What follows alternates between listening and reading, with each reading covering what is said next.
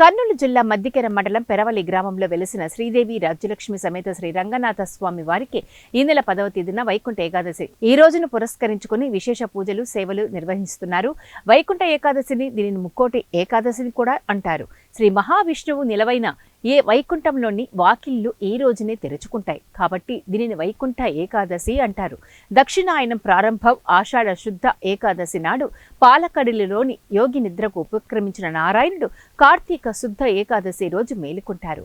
వైకుంఠ ఏకాదశి వేకువజాముననే 3 గంటల నుండి రంగనాథ స్వామి వారికి అర్చనలు, అభిషేకాలు, ఆకుపూజలు అనంతరం 6 గంటల నుండి స్వామివార్ల ఉత్సవమూర్తులను శ్రీదేవి భూదేవి సమేత శ్రీ రంగనాథ స్వామి వార్లను గరుడ వాహనంపై ఉంచి ఉత్తర రాజగోపురం నందు భక్తుల దర్శనార్థమై సాయంత్రం 4 గంటల వరకు దర్శనాలు, తదుపరి గ్రామోత్సవం నిర్వహిస్తున్నట్లు తెలియజేశారు.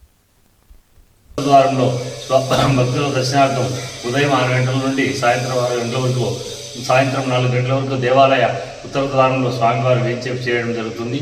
భక్తులు స్వామివారిని సేవించి స్వామి తీర్థప్రసాదం స్వీకరించి స్వామివారి అనుగ్రహంకు పాత్రలు కావాల్సిందిగా కోరుతున్నాము. సంవత్సరంలో ఉండే 24 ఏకాదశిలో తొలి ఏకాదశి ఒకటి ఆషాఢ శుద్ధ తొలి ఏకాదశి, పుష్యశుద్ధ ఏకాదశి, వైకుంఠ ఏకాదశి, ముక్కోటి ఏకాదశి అంటారు. ఈ ముక్కోటి ఏకాదశి వైకుంఠ ఏకాదశిని పిలుస్తారు. ఈ పేర్ల వెనుక వేరే కథలో పురాణాలు కలుస్తుంది. శ్రీ మహావిష్ణువుకు నిలవైన వైకుంఠంలో వాకిళ్లు ఈ రోజునే తెచ్చుకుంటాయి కాబట్టి దీన్ని వైకుంఠ ఏకాదశి అంటారు. దక్షిణాయనం ప్రారంభం ఆషాఢ శుద్ధ ఏకాదశి నాడు పాలకడలో యోగ నిద్రకు ఉపయోగించిన నారాయణుడు కార్తీక శుద్ధ ఏకాదశి రోజు మేల్కొంటాడు.